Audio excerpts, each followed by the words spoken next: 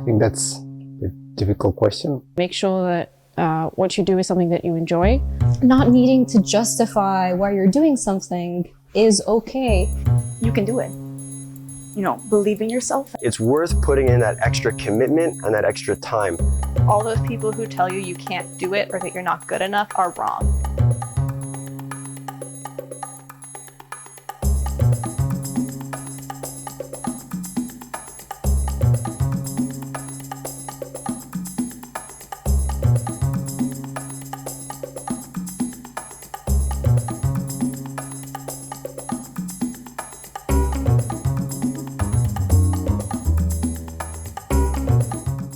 My younger self, I have one piece of advice. You have your place in science. I struggled with figuring out if I wanted to be in sciences, and once I finally decided I did, I sometimes didn't always feel comfortable in the scientific domain. And I was very shy when I was younger, so that was a part of it.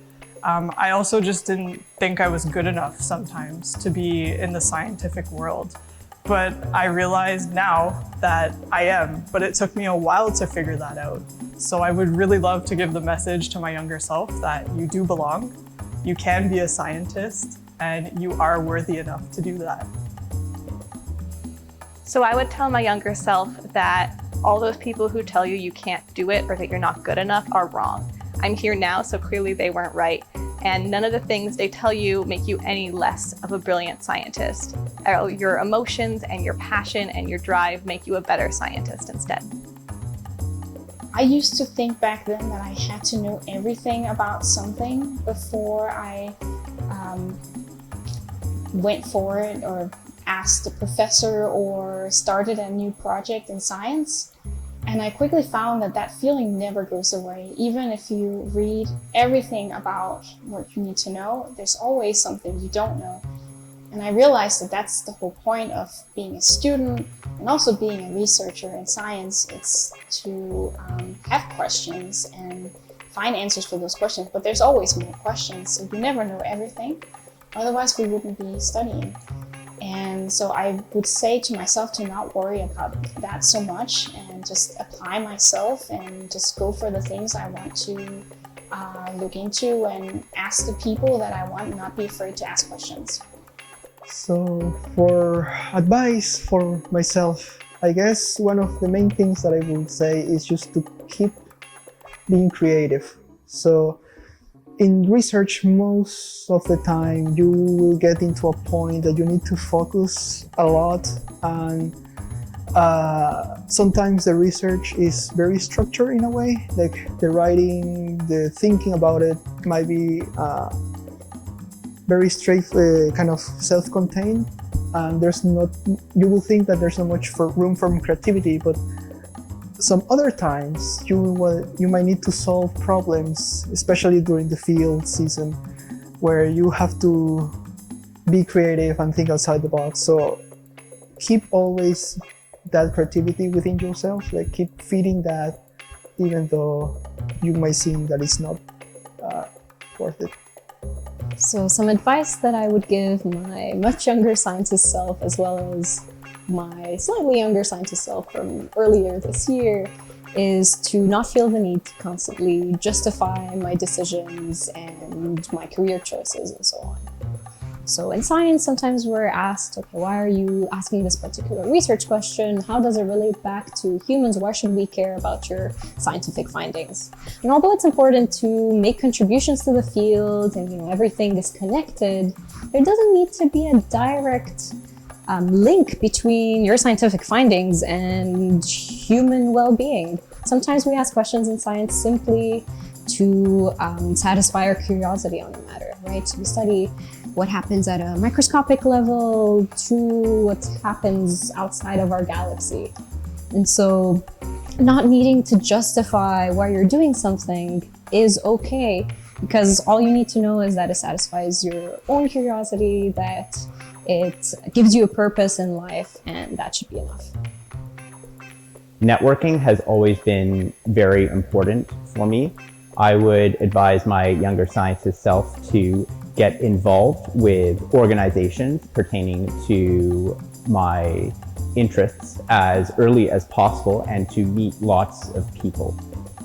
I think the most important advice that I would give to myself is that no matter what kind of challenges I may face, or whether or not I wanted to be taking a test or studying extra hours for something that maybe I wasn't so interested in, that it's worth putting in that extra commitment and that extra time. Because number one, I may find out that actually I'm a bit more interested than I thought I was. And number two, learning those tools of how to study and how to actually care about your grades is really important, because it teaches you how to care about the things that you're going to do in the future of your career. And of course, studying actually can be fun if you try to make yourself interested. I think the advice that I would give is kind of be careful the decisions that you make. Make sure that what you do is something that you enjoy. Because what I've learned along the years is that if I don't really find an interest in something, it's very hard for me to excel in it. So kind of making the decisions based on what I think I would be interested in and not necessarily what I think would look good on a CV. That's like an important one, but also just like chill and relax. And it's not the end of the world if something goes wrong, and you can always come back from everything. And yeah, and also I'd like to tell my younger self, we made it. We got to grad school, we're doing the masters, and we're on our way. And everything's okay, and just because things fail doesn't mean that you're not going to get there in the end. And yeah, it takes time and it takes effort and it takes work, but you can do it. Even if things go wrong, there's always another way around. There's always another way to get to what you want to do, which I think is not something that I thought. I thought there was the one way to do things, and that if I didn't do that way, then I would fail and nothing would happen. But that's just not true. I think the best advice I could give is to be more organized when working, because one big struggle during my PhD was not having my time organized. So I was trying to do many things at the same time, and everything is possible, but I had to do it. Now I can do it, I can do many projects, but I have to separate them in different slots and not trying to do only one project all day long, or working for 12 hours in a row, because that doesn't work. It's impossible. So it's better just to work a couple of hours on one thing, do something else, work another couple of hours on another thing, and I think it's more productive. Well, I'm more productive that way. So I think the main piece of advice I would give my younger self is you can do it. Believe in yourself.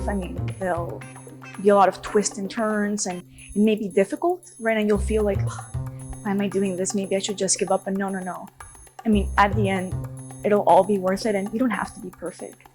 I think there's more learning in realizing, well, that experiment didn't go quite as planned, or I don't quite understand, what to go from here. I think it's that troubleshooting and overcoming those uncertainties, and I think you grow the most from it. Really is what science is all about, and makes you and anyone else who's thinking about being a scientist the best they can be.